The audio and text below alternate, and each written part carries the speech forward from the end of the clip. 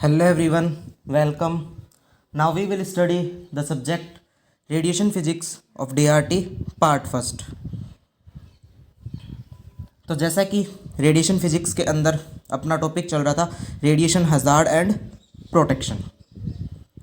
Last lecture के अंदर हमने इसमें रेडिएशन हजार्ड का जो टॉपिक था वो डिस्कस कर लिया था और कंप्लीट भी कर लिया था। तो दैट मीन्स कि आज हम रेडिएशन प्रोटेक्शन के बारे में डिस्कस करेंगे। वैसे तो अगर बात की जाए हजार्ड और प्रोटेक्शन दोनों की, तो इंट्रोडक्शन के अंदर अपन ने डिस्कस किया था कि हजार्ड का इंट्रोडक्शन क्या होता है और रेडिएशन प्रोटेक्शन का इंट्रोडक्शन क्या होता है। बट जैसा कि रेडिएशन हजार्ड के अंदर भी अपन ने कुछ इफ़ेक्ट्स, कुछ बायोलॉजिकल इफ़ेक्ट, इन सब के बारे में डिटेल में डिस्कस किया था। इसी तरीके से जैसा कि अपन ने इंट्रोडक्शन में डिस्कस किया कि रेडिएशन प्रोटेक्शन में क्या आता है, मेथड्स, वो उपाय जिसकी सहायता से हम रेडिएशन से बच सकते हैं। तो दैट मीन्स कि अब रेडिएशन प्रोटेक्शन के अंदर हम उन मेथड्स के बारे में डिस्कस करेंगे।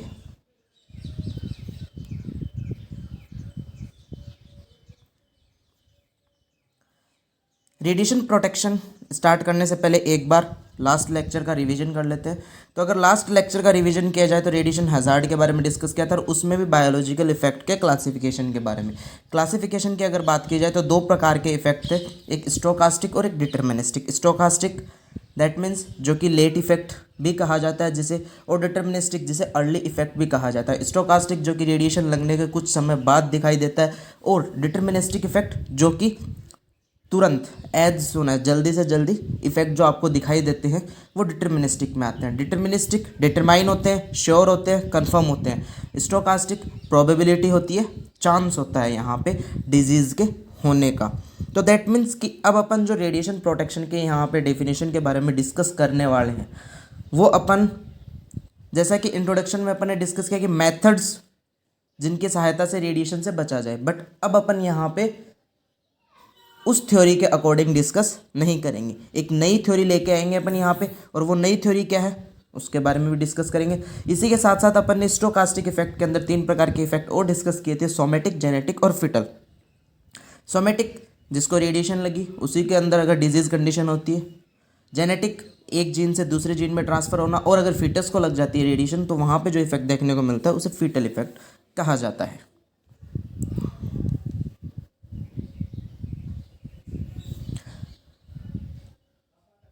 तो जैसा कि अभी मैंने आपको बताया कि यहाँ पे एक अपन नई थ्योरी डिस्कस करेंगे। थ्योरी दैट मीन्स इसको डेफिनेशन भी कहा जाता है, प्रिंसिपल भी कहा जा सकता है, एम भी कहा जा सकता है रेडिएशन प्रोटेक्शन का। अब इसमें होता है क्या, वो मेन चीज़ वो डिस्कस करते हैं अपन अच्छे से।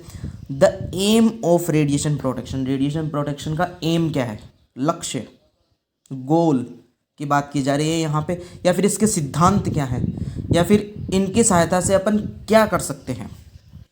Is to prevent deterministic effect and to limit the probability of stochastic effect to a certain level. That means दो प्रकार के इफेक्ट अपन ने मेनली डिस्कस किए, एक स्टोकास्टिक और एक डिटर्मिनिस्टिक। स्टोकास्टिक के अंदर प्रोबेबिलिटी है, डिटर्मिनिस्टिक के अंदर कंफर्म है, कंफर्मेशन है। तो अपन बात कर सकते हैं कि अपन दोनों को कम करना है। तो कम करने में क्या होगा कि जो चीज़ कंफर्मेशन है उसको तो क्या किया जाए, रोका जाए। जो चीज कंफर्म है उसको तो क्या किया जाए, रोका जाए। और जिसकी प्रोबेबिलिटी है, तो दैट मीन्स जिसकी प्रायिकता है, जिसके होने के चांसेस है, उसके चांसेस को कम किया जा सके। इस मेन डेफिनेशन को समझना है। यहाँ पे दो प्रकार के इफेक्ट अपन ने डिस्कस किए, एक की कंफर्मेशन थी और एक के चांसेस थी। अब अपने को उनको कम करना है। तो कम अपन कैसे करेंगे कि रेडिएशन प्रोटेक्शन वो चीज़ है, रेडिएशन प्रोटेक्शन वो मेथड्स हैं जिनकी सहायता से अपन डिटर्मिनिस्टिक इफेक्ट को तो क्या कर सकते हैं, रोक सकते हैं। बिकॉज डिटर्मिनिस्टिक इफेक्ट क्या था, कंफर्मेशन था। वहाँ पे थ्रेशोल्ड डोज होती है एक टाइम पीरियड के बाद में, दैट मीन्स जल्दी से जल्दी इफेक्ट आपको देखने को मिलता है। तो दैट मीन्स कि जितने भी डिटर्मिनिस्टिक इफेक्ट है उनको तो रोका जाए, किसकी सहायता से, रेडिएशन प्रोटेक्शन के मेथड्स, प्रिंसिपल, इनकी सहायता से। और स्टोकास्टिक इफेक्ट में क्या हो रहा था, डिजीज कंडीशन होने के चांसेस हो रहे थे, प्रोबेबिलिटी बढ़ रही थी, उस प्रोबेबिलिटी को अपन रेडिएशन प्रोटेक्शन की सहायता से कम कर सकते हैं एक सर्टेन लेवल तक। जीरो कभी नहीं किया जा सकता, प्रोबेबिलिटी किसी भी चीज़ की जीरो नहीं होती है कभी भी। 0.01% कहीं ना कहीं चांसेस हर चीज़ के होते हैं। तो दैट मीन्स कि स्टोकास्टिक इफेक्ट की प्रोबेबिलिटी को कम करना। तो फाइनली अगर इसको अपन कह सकते हैं तो वो यही है कि रेडिएशन प्रोटेक्शन वो चीज़ है, वो मेथड्स हैं जिनकी सहायता से हम डिटर्मिनिस्टिक इफेक्ट को तो रोक सकते हैं और स्टोकास्टिक इफेक्ट की प्रोबेबिलिटी को एक सर्टेन लेवल तक कम किया जा सकता है। तो ये इसकी मेन डेफिनेशन, एम या फिर इसे प्रिंसिपल कहा जा सकता है रेडिएशन प्रोटेक्शन का। और अगर अपन सिंपल लैंग्वेज में बात करें तो इसकी डेफिनेशन क्या थी कि उन मेथड्स जिनकी सहायता से रेडिएशन से बचा जाए। बट ये जो एम अपन ने डिस्कस किया है ये कब समझ में आता है, जब आपने रेडिएशन हजार्ड के बारे में अच्छे से डिस्कस कर रखा हो। अगर आपको यहाँ पे डिटर्मिनिस्टिक और स्टोकास्टिक इफेक्ट के बारे में नहीं पता है तो ये एम या प्रिंसिपल अपने समझ से बाहर है।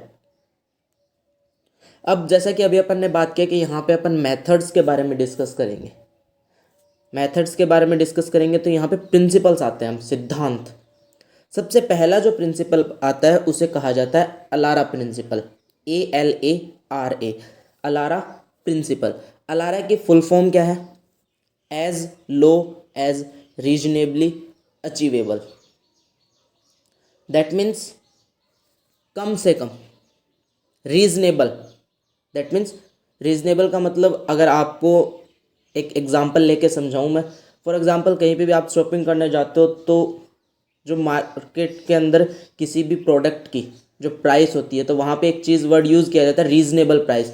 दैट मीन्स कि उसका जो एक्चुअल वैल्यू है वही चीज़। इसी तरीके से दैट मीन्स कि आपको शॉपकीपर भी क्या बोलता है कि इसकी रीजनेबल प्राइस यही है, आप भी बोलते हो कि सर इसकी रीजनेबल प्राइस हम देंगे। तो दैट मीन्स यहाँ पे रीजनेबल क्या है? रेडिएशन।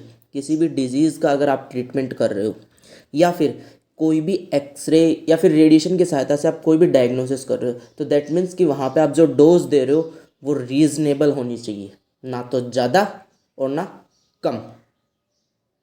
अब इसके लिए इसके अंदर कुछ मेथड्स आते हैं, उन मेथड्स के बारे में डिस्कस करेंगे। There are 3 basic methods for radiation protection in ALARA principle. ALARA principle के अंदर 3 बेसिक मेथड्स आते हैं। दैट मीन्स कि इन 3 मेथड की सहायता से अपन कम से कम और रीजनेबल रेडिएशन का यूज़ करके या तो डायग्नोसिस करेंगे या फिर ट्रीटमेंट करेंगे। वो 3 कौन कौन से हैं? Justification of practice, optimisation and dose limit. अब जैसा कि justification of practice, optimisation and dose, इनमें क्या होता है वो भी अपन डिस्कस करेंगे। मेन अलारा प्रिंसिपल में है क्या? As low as reasonably achievable. That means कि चाहे आप डायग्नोसिस करो या फिर ट्रीटमेंट, दैट मीन्स चाहे रेडियोथेरेपी की बात की जा रही हो या फिर रेडियो डायग्नोसिस की बात की जा रही हो, वहाँ पे आपको रेडिएशन का यूज़ कम से कम और रीजनेबल करना है। रीजनेबल दैट मीन्स जितनी की ज़रूरत है, ना तो कम और ना ही ज़्यादा।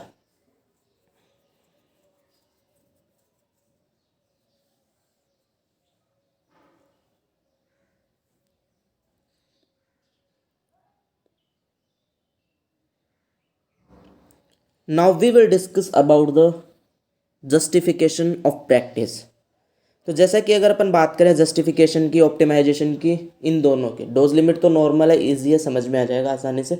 जस्टिफिकेशन और अगर ऑप्टिमाइजेशन की बात की जाए यहाँ पे तो इनकी जो थ्योरी है, जो एक्चुअल में जो इनकी थ्योरी है वो थोड़ी सी कठिन है, इसको समझना थोड़ा सा मुश्किल है। बट अगर इसको अपन एग्जाम्पल लेके समझेंगे तो अच्छे से समझ में आएगा। सबसे पहले अपन बात करते हैं जस्टिफिकेशन की। जस्टिफिकेशन का मतलब क्या है? The practice involving radiation exposure should be justified and it produces a net positive benefit. Simple सा लिखा गया है यहाँ पे थ्योरी के अंदर कि प्रैक्टिस दैट मीन्स यहाँ पे क्या हो रहा है, चाहे डायग्नोसिस हो रही हो या फिर थेरेपी हो रही हो, दोनों चीज़ें।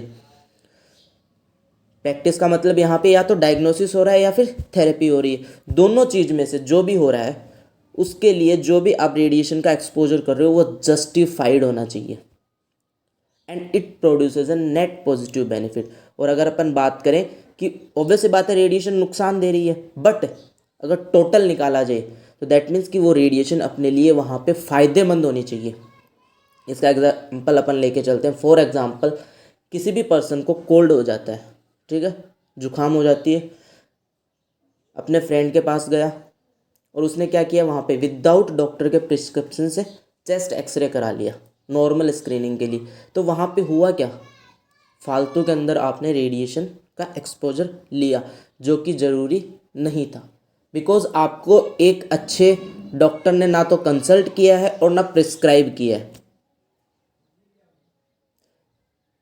ये नहीं होता कि हर बार वो नुकसानदायक होता है, बट कई बार वो नुकसानदायक हो सकता है। इसी के साथ एक और एग्जांपल अपन लें,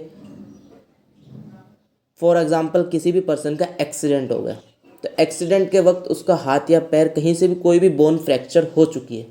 अब अपने को उस फ्रैक्चर के बारे में पता लगाना है, तो वहाँ पे अपने को ऑब्वियस सी बात है कि रेडिएशन से डायग्नोसिस करना होगा। अब आपको पता है कि रेडिएशन से डायग्नोसिस करेंगे तो रेडिएशन हार्मफुल है, बट उसके थ्रू अपने को रिजल्ट क्या मिल रहा है, बोन के फ्रैक्चर के बारे में पता चल रहा है। तो दैट मीन्स कि अगर यहाँ पे रिजल्टेंट निकाला जाए तो दैट मीन्स अपने को बेनिफिट हुआ है रेडिएशन से, ना कि नुकसान हुआ है। बट जो फर्स्ट कंडीशन थी जहाँ पे आपने विदाउट डॉक्टर के प्रिस्क्रिप्शन से स्क्रीनिंग करा ली, वहाँ पे आपको रेडिएशन से केवल और केवल नुकसान हुआ है, कोई फ़ायदा नहीं मिला है। तो दैट मीन्स चाहे डायग्नोसिस हो या फिर ट्रीटमेंट हो, दोनों क्या होने चाहिए, जस्टिफाइड होनी चाहिए। जस्टिफाइड का मतलब कि दैट मीन्स कि अब तो रेडिएशन से या तो डायग्नोसिस या फिर ट्रीटमेंट करना ही पड़ेगा, अगर नहीं करेंगे तो फिर अपने पास कोई अदर सॉल्यूशन नहीं है।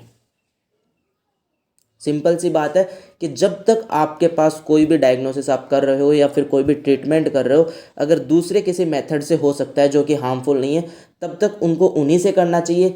जब ये हो जाए कि नहीं अब रेडिएशन से ही करना ही पड़ेगा, तब उन चीज़ों को दैट मीन्स कि वो डायग्नोसिस या फिर वो ट्रीटमेंट्स परफॉर्म करना चाहिए। तो ये जो प्रैक्टिस है ये कहलाती है जस्टिफिकेशन, जो कि अलारा प्रिंसिपल में आता है। इसकी हेल्प से अपन रेडिएशन से बच सकते हैं, बिकॉज डायग्नोसिस भी कम हो सकते हैं और ट्रीटमेंट भी कम हो सकते हैं, जिसके कारण वर्कर को भी रेडिएशन कम लगेगी और पेशेंट को भी रेडिएशन नहीं लगेगी। दैट मीन्स फालतू की जो रेडिएशंस है, अनयूजुअल रेडिएशंस यहाँ पे पेशेंट और वर्कर को नहीं लगेंगी। अब इसी के साथ अपन बात करते हैं दूसरे मेथड की, which is known as optimisation.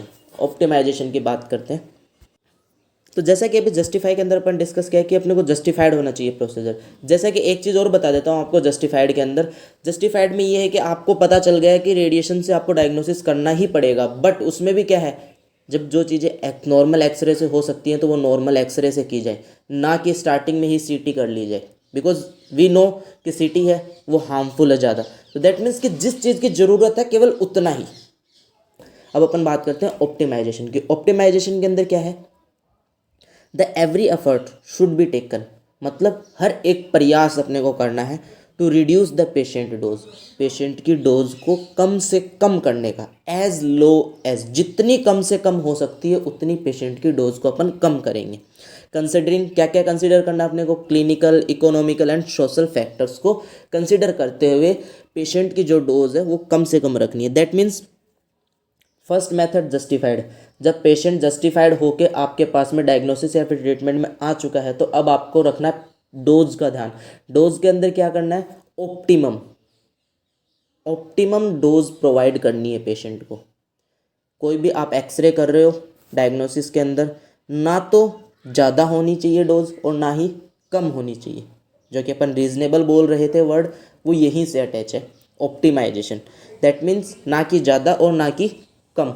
अगर फॉर एग्जांपल आप कोई भी एक्सरे कर रहे हो तो वहाँ पे अगर आपने पेशेंट डोज को कम करने के चक्कर में अगर आपने ज़्यादा कम कर दी, तो ऑब्वियस सी बात है कि आपको दोबारा से एक्सपोजर करना पड़ेगा। दैट मीन्स कि आप पेशेंट को ज़्यादा डोज दे रहे हो, और अगर आपने ज़्यादा डोज दे दी तो वो वैसे भी हार्मफुल है। तो दैट मीन्स कि यहाँ पे अब आपको रखना है प्रैक्टिस पे ध्यान। प्रैक्टिस दैट मीन्स कि जब आप कोई भी डायग्नोसिस या ट्रीटमेंट कर रहे हो तो जितनी ज़रूरत है पेशेंट को उतनी ही डोज उसे दी जाए। दोनों मेथड्स को एक बार दोबारा से समझना। जस्टिफिकेशन, जो एक्सरे के डायग्नोसिस और ट्रीटमेंट के जो प्रोसीजर्स है उनकी ज़रूरत है या नहीं है, या फिर उनके बिना नहीं हो सकता, तभी अगर वो प्रोसीजर अपन करें, ये जस्टिफाइड होता है। अब जब चीज़ें जस्टिफाइड हो चुकी हैं कि नहीं अब अपने को रेडिएशन के प्रोसीजर करने ही पड़ेंगे, तब उसमें जो डोज है उस डोज का ध्यान रखा जाए और उसको कम से कम, optimum that means as low as, जितनी कम हो सकती है उतनी डोज प्रोवाइड की जाए, कम से कम डोज के अंदर अच्छा डायग्नोसिस और अच्छी ट्रीटमेंट किया जाए। अब जो थर्ड मेथड आता है वो है डोज लिमिट का। डोज लिमिट नॉर्मल सिंपल सा यही है, कुछ नहीं बताता। डोज लिमिट इतनी ही बात बताता है आपको कि आपने जस्टिफिकेशन भी कर दिया, आपने ऑप्टिमाइजेशन कर दिया।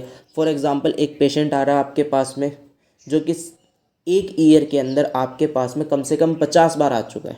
डिजीज़ कंडीशन हो सकती है कोई भी, या फिर थेरेपी में आ चुका है, ठीक है। हर बार आपने जस्टिफाइड आपको करना पड़ा है कि आपको पता है कि अब रेडिएशन के अलावा कुछ नहीं कर सकते अपन। आपने रेडिएशन से उसका या तो डायग्नोसिस कर लिया या फिर ट्रीटमेंट कर लिया। फिर आप आते हो ऑप्टिमाइजेशन पे, आपने कम से कम डोज उसको प्रोवाइड करी, बट एक ईयर के अंदर वो 50 बार आ चुका है, तो दैट मीन्स कि अब उसकी डोज कैलकुलेट करनी है आपको।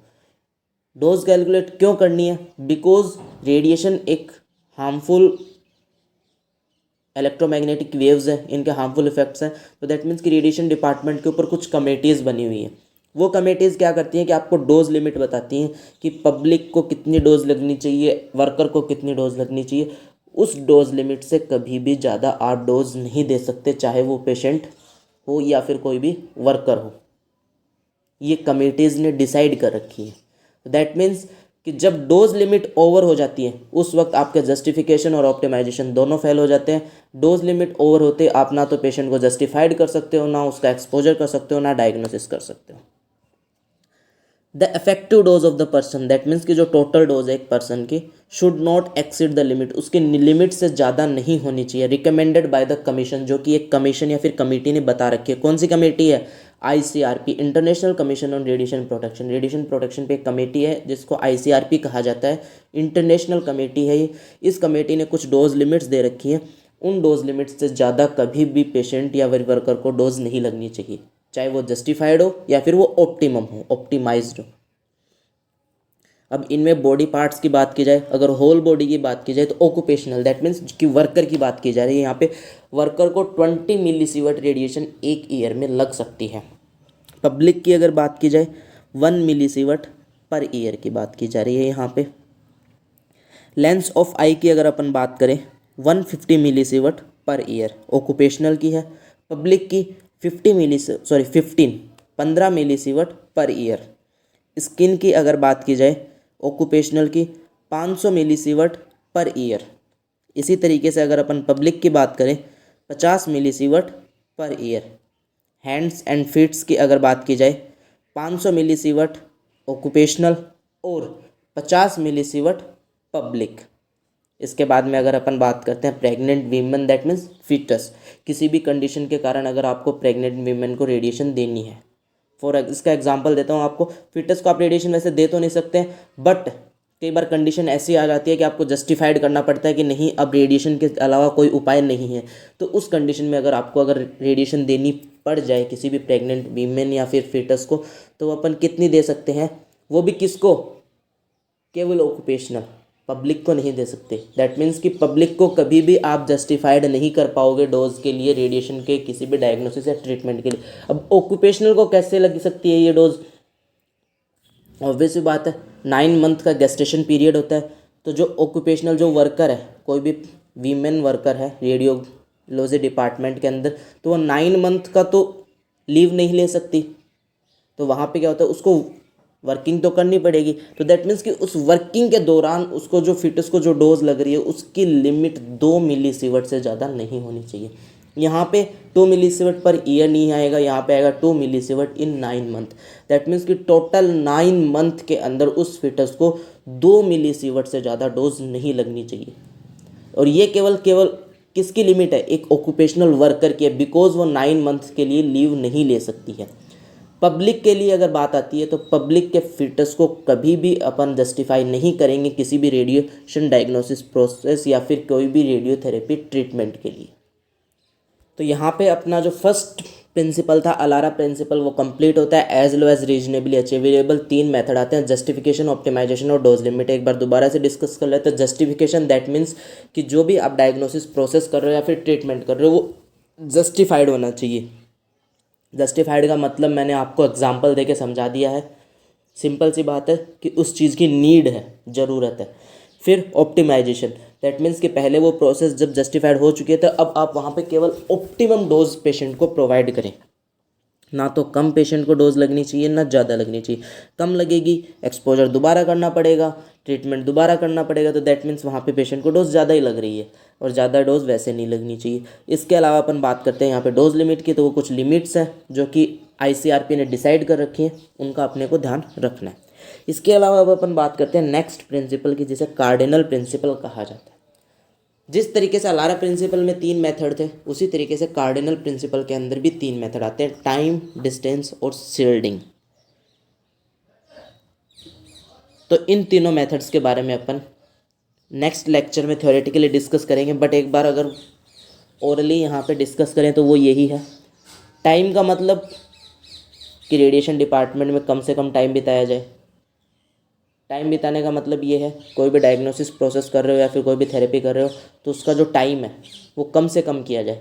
कम से कम टाइम में डायग्नोसिस की प्रोसेस को कंप्लीट किया जाए, ताकि पेशेंट को भी कम डोज लगे और वर्कर को भी कम लगे। डिस्टेंस, दैट मीन्स कि रेडिएशन के सोर्स से डिस्टेंस बना के रखनी है। बट यहाँ पे पेशेंट तो डिस्टेंस नहीं बना सकता ना, बिकॉज पेशेंट का तो आप ट्रीटमेंट कर रहे हो या फिर डायग्नोसिस कर रहे हो। दैट मीन्स यहाँ पे वर्कर की बात हो रही है डिस्टेंस के अंदर, वर्कर की। दैट मीन्स कि वर्कर को हमेशा एक्सरे सोर्स से डिस्टेंस बना के रखनी है। शील्डिंग, पेशेंट को शील्ड नहीं कर सकते, हाँ शील्ड कर सकते हो उसके अदर ऑर्गन्स को। एक ऑर्गन है जिसका आपको डायग्नोसिस भी करना है, ट्रीटमेंट करना है, उसकी बात अलग है। उसके अलावा अदर ऑर्गन्स को, पेशेंट के ऑर्गन्स को शील्ड कर सकते हो, और खुद को भी आप शील्डिंग मटेरियल से शील्ड कर सकते हो। तो दैट मीन्स कि इन तीनों मेथड्स की सहायता से अपन रेडिएशन से बच सकते हैं। इनकी थ्योरी अपन नेक्स्ट लेक्चर में डिस्कस करेंगे। Thank you so much.